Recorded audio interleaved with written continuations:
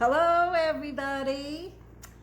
Hello, Julie. Hello, Carolyn. Well, here we are again. It's Tuesday, and Julie and I are here in this lovely North Walpole Town Library. So light and airy, and so the sun is out today. It's just beautiful. It's beautiful. And it's nice and cool in here. It's not too cool, just the perfect amount of cool. Perfect. Yes, the perfect amount of cool, which is what we try to be. Yes. The perfect amount of cool. Luckily, we have the same thermostats. Yeah. Anyway, it's Tuesday, and I'm here to review some books for you. Got a whole bunch of goodies. Did you see the new book list last week? It was four pages long. Yeah, I'll tell you. I don't know what they do. The production level is up or what, because remember for a long while we weren't getting very many books. They were all back ordered. Yeah. Well, they've all been coming in. Well, there you go. So so you've got choices and choices and more choices. And, oh, this one's for me. It's almost like a Christmas present. I know. Oh my goodness. This is the new Ellie Griffiths. And it's The Locked Room. Oh boy, doesn't that look like mysterious and everything? It does. And this is her new one. And it says in the back, at first, she thinks that he'll be coming back. It's all a mistake, she thinks. It can't mean to leave her. Oh my goodness. He can't mean to leave her locked in the dark forever. And it is so dark. Ooh. Oh my goodness, isn't this good? I would freak out. Oh. Well, it's another Ruth Galloway. And she is a detective, correct? No. Ruth is an archaeologist. Oh, that's right. That's right. Yes. However, she's got a good backstory. She has a daughter that she had out of wedlock with the police chief, chief detective. But anyway, and you don't have to read the books in order, because each of the stories are standalones, but they have recurring characters.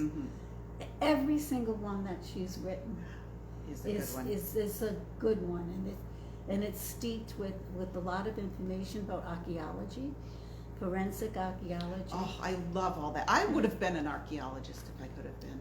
Really? It's not too late. That's true.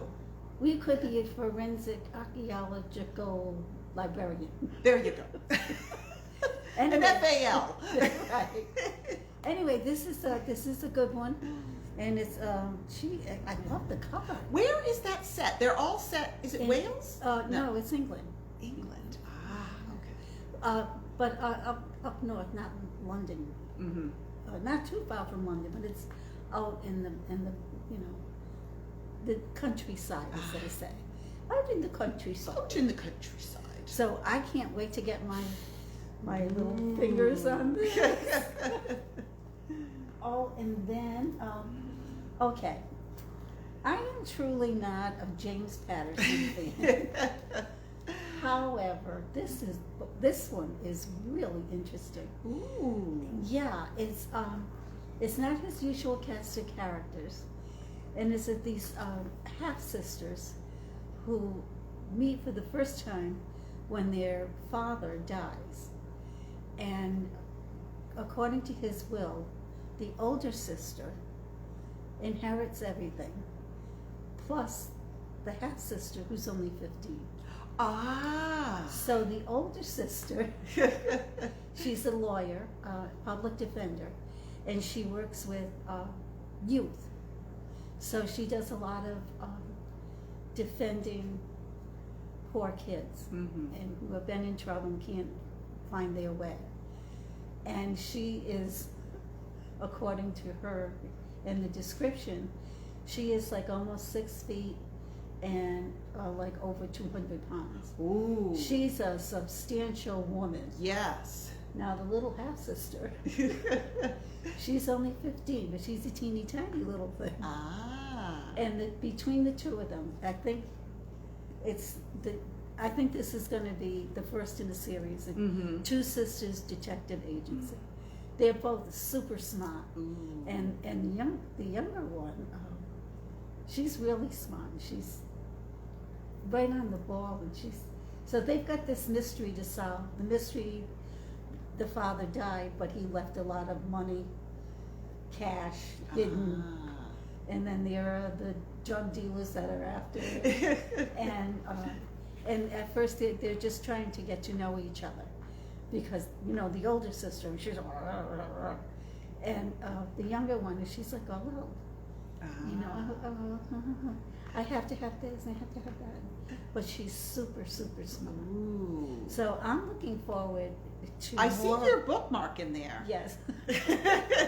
I'm looking forward to more of these two, because they're very, very interesting characters. And I am, as we know, not a James Patterson fan. I am, but not that either. This tickles my interest. Yeah, yeah. It's really interesting. Yeah. These, I'm not a Patterson fan. I used to be, but now then he got the living right. And I'm thinking to myself, if you can't write your own damn book, Oops. you can't write your own books. I mean, come on, hang it up, guy. Yeah. But this one is quite good. This one is very good. I'm really interested in this one. Oh, good. I'm almost finished because I can't wait to see what happens. And the older sister lives in Colorado, but the father and the younger sister lived in California. Ah. So she's got a whole new thing, and it's a riveting thriller mystery too. Oh, that is good to know. Yeah. So yes. this is a good one. I recommend this one. And this author, Sarah Stewart Taylor, she's a Boston police detective. In real life? No. Her character. Her character. Okay. But it's Maggie Darcy, but she has ties to Ireland. Ah. So the first book that I read was by her was Distant Grave. It was about her cousin who was studying in Ireland, and she was supposed to come back, but she never did. So this Maggie Darcy is a police detective in Boston, and she has a teenage daughter. So she went over to see if her cousin went missing, so she went over to see if she could find her. That was in A Distant Grave. And so this is the second book. You don't have to read the first one because it's different stories. So, okay. But the first one was very, very good. This one proves to be just as interesting and very good. And this time she continues her saga into Ireland, because she meets Connor in the first book. And so Connor has a teenage son, her daughter's teenage. So I'm not very into it. I haven't gotten very far into it. But apparently the teenage daughter is not so happy to be in Ireland. Oh. But I think probably at the conclusion of the book, she will be happy. They'll all be very, very happy. So, but this, and Sarah Stewart Taylor, I mean, she's a good author. She's a good writer. Mm-hmm. So, so even if you're not into mysteries or anything, the way she describes the Ireland, the islands and the people, and it's all really interesting. My personal feeling about books, no matter what it's about or who wrote it or anything, there's always something to learn. Yes. Yeah. And there's always something to take away. And in the meantime, you just may enjoy it. Yeah. You will be entertained while you learn. Exactly. Yes. Well put, my dear. Why, well thank put. you. Oh, okay. And this That has your name on it too. know, my goodness. So this is another James Patterson. So I can't wait to get into this one. For a person who doesn't read James Patterson, you're reading an awful lot lately. I know. Well, I think he's turned the corner somehow, because some of his earlier books with other people weren't that interesting. Yeah. But these couple that I've been reading, they're very interesting. Oh, good. I know. And this, just a shattered. Oh, my goodness. Michael Bennett. I think this is a Michael Bennett thriller. I have not read the other ones, but I'm looking forward to this one. And it says Michael Bennett is the unlikely detective thrust into the primary role of negotiator, sleuth, and hero. Ooh. Okay. Killer at thrillers, James Patterson. Okay. And someone says the San Francisco Chronicle, the page-turningest author in the game right now. Ah. So. Now, did he write that one with someone else or just on his own? Of course, no. Of course, with James O'Born. Yeah. So. But it looks pretty good. NYPD Master Homicide Investigator, Michael Bennett. Michael Benefit. And top FBI abduction specialist, Emily Parker. Oh, they have a history. Yeah. Oh, yeah. So this looks pretty good. Excellent. Yeah. And shattered. Well, it has I think the Capitol building here in it. That's what I was thinking. I was trying to figure if that was if it was Lincoln Center, what it was. Yeah. No, I think it's the Capitol building. Oh, which has been in the news lately. So that's it for the new book. I do believe that's your phone. So this book, my oldie but goodie. This is not that old. No. But Michelle Obama, I think, is the most interesting woman in a long, long time from the White House. I think Joe Biden is interesting. She's a teacher and everything. But there's something about Michelle Obama that she's just charismatic. And I love this biography of her. Oh. It is just, she's just an amazing woman. And even if you don't like the politics of the Obamas, Michelle Obama she's a lawyer, she's a teacher, she's a mom.